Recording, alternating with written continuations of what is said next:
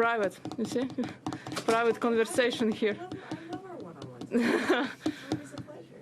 I get one question. You guys should do 10 minutes. Go for it. It's like a stand-up. Yeah. Dasha, I think you probably don't like to see Yulia's name against you. She's always a tough opponent. What were you pleased about with your game today? Honestly, no one wants to see her name in the draw. So exactly, especially in the first set, happened what I expected. Tough beginning, then, you know, fighting, was hot today, tough conditions, you know, long rallies. But at the end, very happy with the win and how, you know, I turned the first set around. I was down, but still came back and really happy to, you know, not going to the marathon match today and finish it in 2 sets. Thank you. Courtney. Thank you. Dash, in terms of turning that first set around and then ultimately getting a pretty strong win, especially in the second set, what do you do? What are the adjustments you do to reel in a player like Yulia? Well, you know, as I said, the conditions today was a bit different to the ones I played the last match. Even though I played in the same time, it was much cooler. Like, I think the difference was 9 degrees hotter today, so it's a big difference, especially you feel it on the tennis court. So the ball is faster, everything felt a bit more without control, let's say. So just really like happy with myself, how mentally I stayed there, how I supported myself, and how I, you know, kept going, because it was a tough moment. She was playing good, better than me. I was struggling a bit, also emotionally I was nervous, of course. But then, yeah, as soon as you start the aging, it's getting better. So, yeah, really happy. Then in the second set, surprisingly for me, I got few presents, let's say, like the few games on, I think, 3-0 in the second set. She made a couple of unforced errors, which for me, I was like, thank you. And yeah, really, really happy to, as I said, to finish this match in 2 sets, because normally with Yulia it's not that easy. You obviously had an outstanding season last year, and so I'm curious, after the break and everything and restarting, how different did the start of this year feel, or did it feel like any other year? We start from zero, and I felt like there was no break. Honestly, so fast. Was it like holidays, a bit more than 2 weeks, and then the preseason went just like a flash, and we are here. It's already almost second week of Australian Open.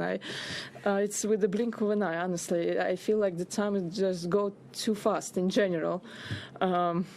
Yeah, that's the summer, actually. Yeah, as I said, so fast. I didn't even had the time to reflect on the last season. It's already like we're in the middle of the third tournament. Soon we're gonna be in Abu Dhabi, Doha, Dubai. Then it's Miami already. So yeah, it's very fast. So that's why you probably have to try to be in the moment, which also goes very fast. I know you want more rest. Everybody wants more rest and need an off season, all that. But can there be a benefit, maybe more mentally, to not have to close the book on last season for a player who had a great season last year? You just kind of pick up and go. You don't have time to. Yeah, you don't have time at all. As I said, like in tennis in general, we don't have opportunity to celebrate our achievements at all. That sucks, actually, because it's doesn't matter. You won a tournament, any tournament, it's a big achievement. Nobody gives them. You have to go play next week. And it's tough. It's tough. It puts a lot of, we are putting a lot of pressure on ourselves, because it's like, it's never enough, because you won something, you're thinking in the moment, like, it's a good result. But then in 2 days you lost first round, everything is bad again. So, yes, this is tough. But this is tennis. Well, ask, obviously, I know you're across YouTube and blogging and all of that sort of thing. I just wondered, have you seen the animation thing that the tournament's been doing with the players as kind of computer game I saw. Yeah. Yeah. What did you think of it? Did you like it? Well, that's actually so fun. I don't know how it works. I was wondering how this thing is working because it's in the real time. Yeah. So because at first I was concerned, like, is it just like, I don't know, sometimes on YouTube they do like, you know, every game of the match, you know, like in some whatever games. And I was like, no, but it's the point, which was just right now. Daniel is hitting the net. Yeah. I'm like, wow, it's interesting. Some of them are so funny also. So I think it's nice. It's something new also. It's for free. So I think more things like this we have, I think it's better because it's interesting for the people because everyone is different. Some people they prefer to watch animation than to watch a real match. For example. So I think that's fun. Are all the players kind of aware of it? Do you think? Like that no Daniel idea. work? No idea. Never spoke with anybody about that. Yeah. As a content creator, as you and Natalia are how aware and how much do you care about kind of those rules about content creation, especially on YouTube, like X number of minutes per ad roll? Like, is that anything that controls or impacts the decision making about your videos, or do you just do exactly what you want, irrespective of YouTube's algorithm and things like that, and you're happy with that? No, in the terms of content, we are doing everything we would like to do. So as Natasha sees the picture, as she wants to, you know, the video look like, she's doing that.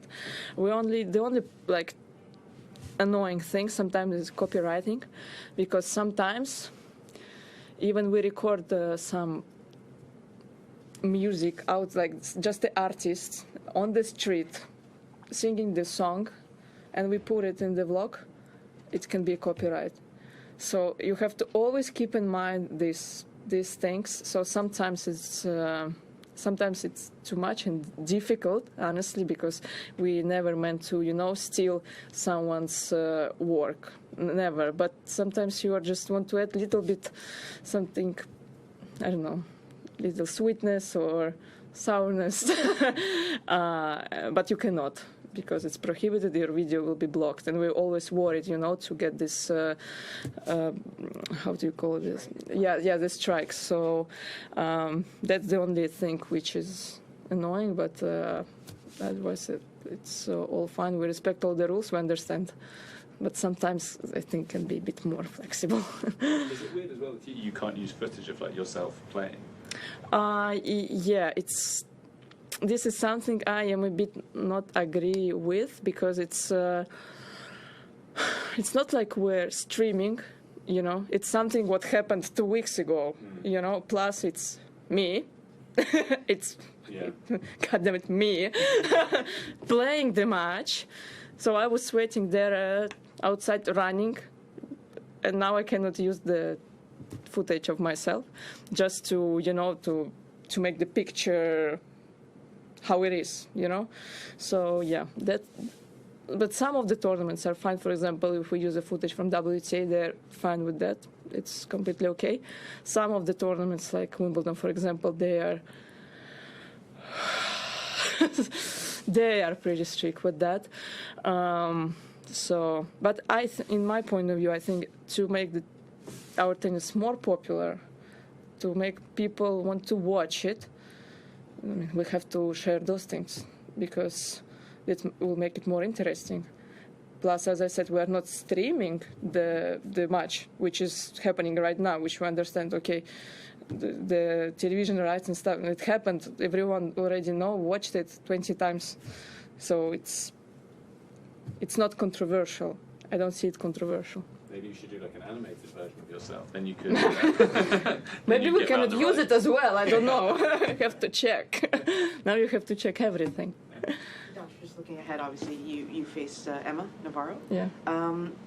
What do you make of her kind of rise? You guys were kind of neck and neck for the finals last year and all that sort of stuff. But what do you make of her game, and what of a challenge to you to try and solve? I mean, I think I can say that we've got some similarities in our game. So also in terms of game style, we're like, like to keep the ball in, moving, running, spin, all this. So I don't know what to expect. We practice just once, one vlog appearance. So let's see. Let's see what we're gonna have. No, I mean, Emma, I think she's a nice girl, and I mean, I'm gonna be very happy to share the court with her in the fourth round of a Australian Open, first time for me, which is I'm very happy about it. So and just for the moment I'm enjoying this day right now. Tomorrow gonna prepare, and then, as I said, with the blink of an eye, I will find myself being on court playing the match. Just finally, what it's like at the moment playing Aryna and the kind of unique challenge that she presents. Aryna Sabalenka. Yeah, obviously going for a third title here. Because there's also Aryna Radionova. Don't forget that. My friend. No, kidding. No, of course, Aryna is a huge challenge. Honestly, she's got the power.